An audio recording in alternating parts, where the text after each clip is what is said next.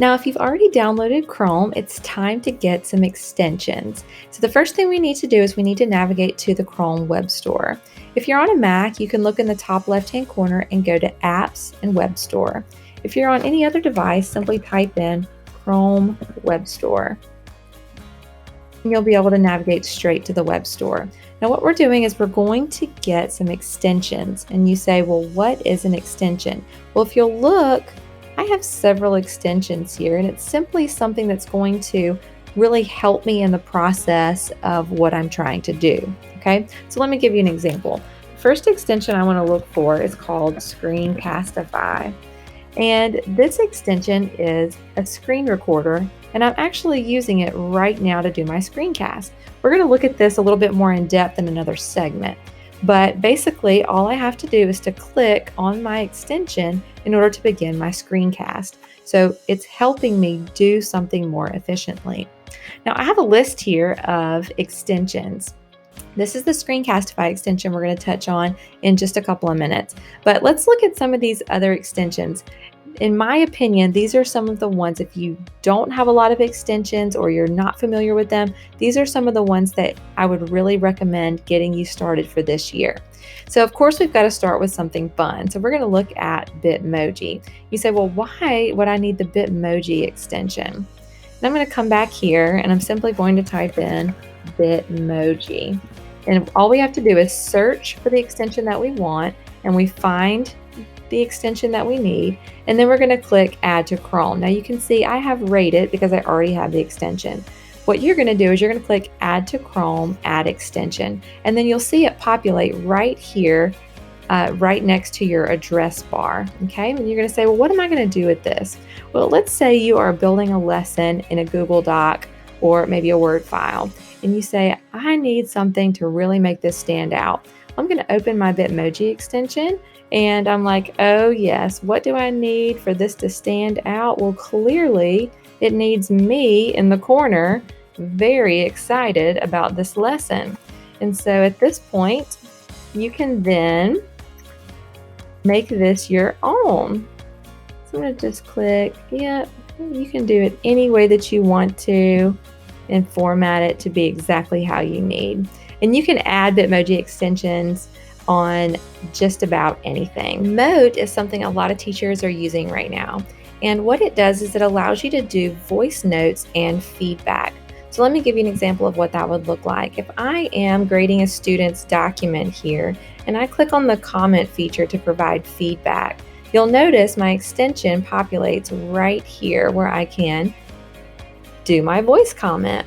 Way to go, nice work. Hey, don't forget to watch out for... Okay, you get the idea. And so basically it recorded my voice note. And if I am prepared, I can of course edit it if I need to, depending on the free version. Now, if you're on the free version, a lot of times that the voice comment will open in a new tab so that students can listen to it. But I'm going to click comment, and my comment is going to be left right here. It's looking giant right now, which is a little unusual. It's usually smaller than that, but you get the idea. And then you can push play to listen to the comment. You can also use this in Google Classroom. Now I already have a Google Classroom assignment open, and let's imagine that I'm going to give feedback via the private comment box for this student. You can see my extension is installed here, so when I click here, it is recording my comment right now and my feedback for this particular student. And I'm just going to click done when I'm finished with my feedback, and it is going to record what I just said, and then I'm able to post that for my student. You can see I've already provided one comment here. So this is comment number 2, where they would push play and listen to the feedback that I gave them. It saves a lot of time when you have a lot of typing to do and a lot of feedback to provide. All right, let's take a look at this next option. The next option is called Tab Cloud. It's one of my absolute favorites, and what it does is it's going to take all of these tabs and it's going to basically consolidate them. So let me show you. When I open my little extension here, you do have to log into this extension and you can name a group of tabs. Now I use it because I have to restart my computer to get on a fresh network. I need to do that every single day, but I have lots of things that I'm constantly working on and I can't close out my tabs because I forget where I left off. So what I do is I simply click to name the group of tabs that I want to put together. And again, these are tabs that are open all together in the browser window. And let's just say I want to name this, I'll just name it test for now. And I'm going to click save. And let's imagine that I want to open that group of tabs. So what I do is I just come over here to my tab cloud. Once all of my things load here, there we go, I'm simply going to click on the plus sign. And you'll notice here they go. It's opening and launching those tabs. It is awesome. And I just can't tell you how much it just really allows for efficiency and being able to get things back up and running so quickly. The next extension we're going to take a look at is Read and Write for Google. I'm going to navigate to a live website here. You're going to be able to see how this extension can really offer students accommodations. So I'm going to click on my extension up here at the top of my screen. The navigational toolbar will show up here at the top. Now let's say that I need a student to have the text read aloud. Well, the first thing I want to do is I'm going to check my options. I'm just going to say, okay, whose voice is it? All right, it looks like it's going to be a voice and a translation that is recognizable. We do have lots of other translations and voice types so that your student will be able to, listen to something that they feel comfortable with. So I'm going to click OK, and then I'm going to select the text that I need read here. Fish are vertebrates. Vertebrates have backbones that live in water. And you can also speed that up, but you can also have it slowed down in case students need time for processing. The other good thing about this is you can highlight things that are important. So I'm going to highlight the text here and say this is important and this is important. And one of the coolest things is they have a collect highlights option. And if your students are using Google Drive, they can use this for research and click on collect highlights, and it makes a document in Google Drive with those highlights already collected for research purposes. It's great. Now this has several other tools that are really, really nice to assist students. So I highly recommend checking out all of those tools for accommodations. Now I do want to close this extension and open it on something like a Google Doc because it does the same thing.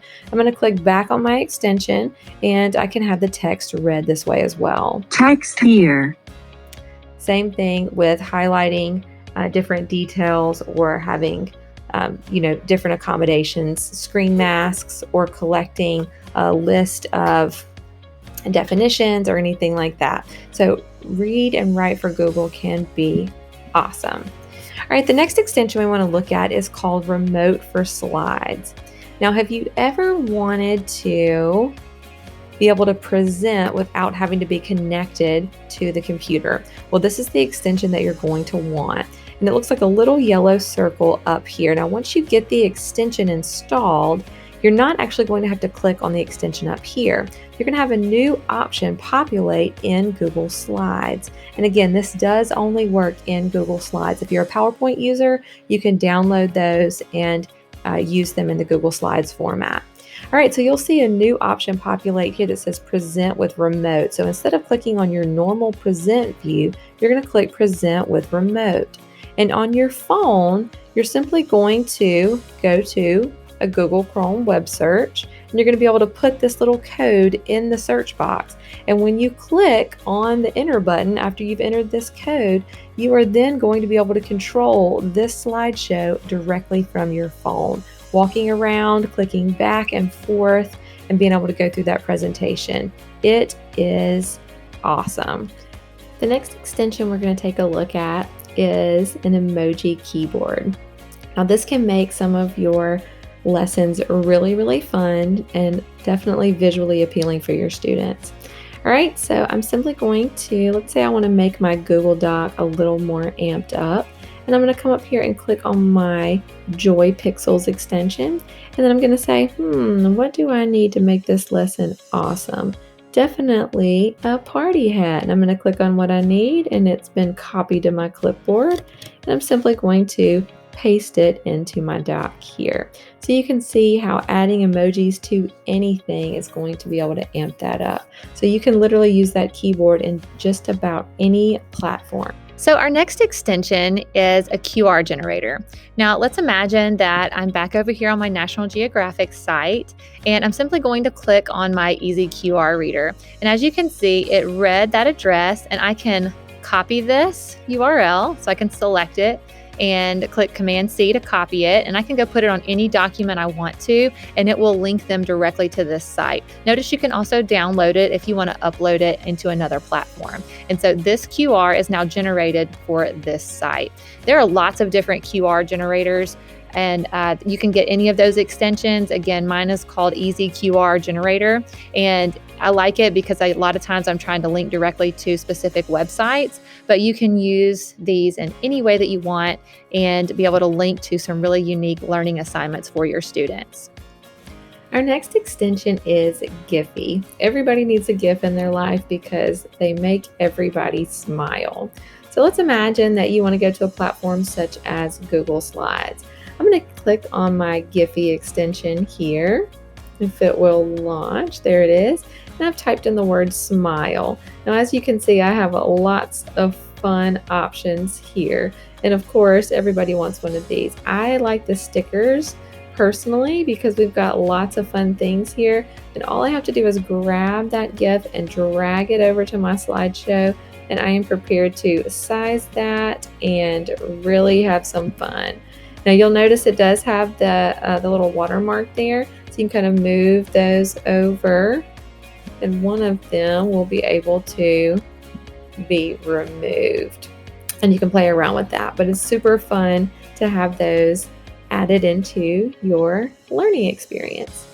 All right, our next option here is going to be Cami. Now Cami, we're going to go a lot more into detail, so stay tuned with that. Cami allows you to annotate over PDFs, and this can be really super useful for students, especially for virtual learning, but also for face-to-face traditional learning as well, so that you don't have to use as much paper. They can simply annotate on the device itself. And you can also use Cami tools to grade, so it's really great.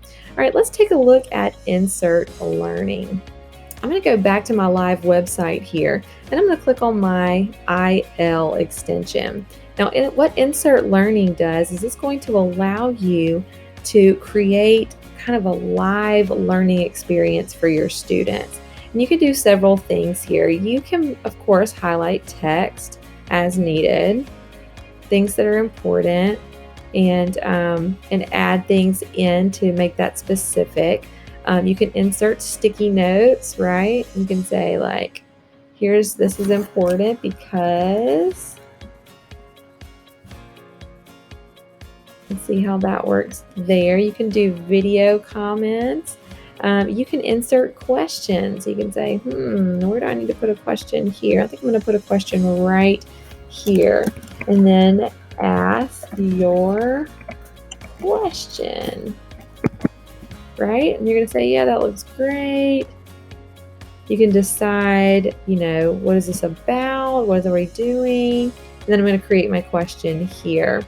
You can also do, insert a discussion. You have all of these different tools where you can insert that on a live site for your students to go through. And then, of course, you're going to assign it to them. You can assign it directly to your students. You can share it with other teachers, and lots of different options. You can even print here. So Insert Learning can literally take a flat website and turn it into something totally We're going to take interactive. a look at in another segment. This extension is Nearpod for Classroom, which allows you to have that connection inside of Google Classroom if you're a Google Classroom user. This extension right here is called Ed Puzzle, An Edpuzzle will install an extension on YouTube so you can pull in any of the YouTube videos that you find that are instructional videos or your own instructional videos that you create, and will allow that to turn into a formative assessment for your students and be able to see the views and prevent skipping. So we're going to look at that in another segment as well. The next extension is Padlet Mini. Now Padlet, if you've never seen Padlet before, well, you have, because right here, your Tech4Teachers Padlet is basically an area of a collaborative space. It can be used in so many different ways. And so I'm going to take a look here, and you can see I've got lots and lots of different Padlets. Let me just go to my Chrome Padlet just to give you an example. And so this one doesn't have columns. It's just it's a holding space for your links and your explanations, okay? And so what this can do is basically you have lots and lots of different options. So I'm going to click right here, and I'm just going to say this is my new post, okay? And this is what students can do, and this is what you can do as the teacher. Look at all of these different options that the students can post right here on your Padlet. You can upload straight from your computer, you can post live links, search all of these different options right here within the site in Google. You can take pictures and do a quick video explanation and post things, voice recordings, of course, screen recordings. You even have a drawing tool where you can draw an explanation and post it. You can do places if you're a history teacher, and you can even link to other Padlets as well. So you have lots and lots of different ways that you can post directly onto Padlet. And you get 3 free Padlets to start with, and you can reuse those over and over and over again as needed. So what Padlet Mini does, Padlet Mini, essentially, when you click on that extension, it's going to pull up all of the Padlets that you have. And you can, if you find a website, so let's go back to my National Geographic site, okay? Let's say that you find this, and this is a great site for research, okay? You're simply going to store that in Padlet. It's a great way to collect different types of web links. So I'm going to click here on my Padlet Mini extension, and you can see I can post it to any of these Padlets. And then once I post it, I can then view that Padlet as needed. So it's, again, a great way to consolidate all of the resources that you're finding at any given time. We're going to look at another live site that can do that for you as well, that's completely free.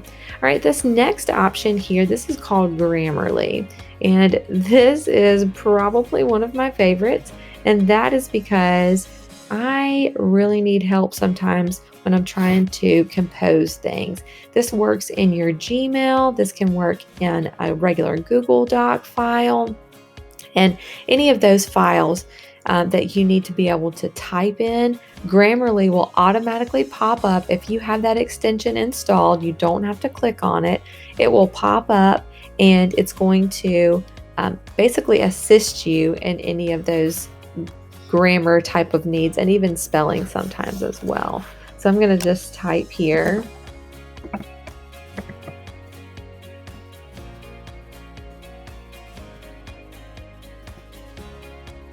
So as you can see, I've got some issues going on here. Now you can see it says it's in beta, so I'm going to just turn it on because it looks like the extension was shut down. So I'm going to turn the extension on within this Google Doc. And once it's turned on, it is going to assist me with what's going on here. You can see it's working in the bottom corner here, and it's trying to say, okay, something's going on, something's not quite right. And you can see there's the correct, there's an incorrect spelling here, and to be able to adjust. Okay, so I'm going to close that real quick. And so there it is. It has my underline, and it's going to give me, oh, there it is, the correct spelling. And I'm going to keep moving on. When Grammarly is green, then you have no mistakes and you can keep right on going. Again, this is super helpful for teachers and students when you're trying to work through long amounts of text. Okay, this next extension is called Extensity. Now, Extensity Here it is right here. There it is, Extensity. It basically is an extension that shows you all of your extensions. Clearly, I have a lot of extensions. The good thing about this is you can turn them on and off. And so you can see all the ones that are highlighted in white, those are turned on, and the ones that are grayed out are turned off. And that's a good thing because I definitely have a lot of extensions going on up here. So again, this extension is simply for allowing you the ease of turning extensions on and off as needed. All right, moving on to AdBlock Plus. AdBlock Plus is definitely one that everybody needs, especially if YouTube is in your life. I highly recommend utilizing YouTube for learning videos. And of course, uploading your own videos can be awesome as well. So here I am on YouTube. And as you can see, YouTube always gets a lot of ads. AdBlock not only is going to block those ads, it's going to tell you how many ads are currently being blocked. All right, so let's say I'm going to click on my instructional video here of Eddie B. And you can see I look up here and there it is, 10 ads being blocked. And perhaps the best part about this extension, it actually blocks all of those ads that usually come right at the beginning of the video where your students are sitting there and they're having to watch all of, 10 seconds worth of ads. Some might be appropriate, some are not. It takes off all of those ads and goes straight to your video. AdBlock is definitely a needed extension. Our next extension is Equatio. And Equatio is going to be for our math teachers. I'm going to open up a Google slideshow here, and I'm just going to simply click on my Equatio extension. And you can see a toolbar showing up at the bottom of your screen here. Now you've got some really kind of advanced options here, and it does do like handwriting recognition. I generally like to use the speech input if it's more simple types of math problems. So what you can see here, I'm just going to start, I'm going to say I want to record. And so just to show you how it works, I'm going to do something simple. 2 plus 2 equals 4. And there you go. Now, of course, you can go in and edit the math and you delete it and start over, but I'm just going to say I want to insert it, and I'm putting that right there. I've got this image now on my slideshow where I can put it where I want it. And so at that point, I would begin building my slideshow.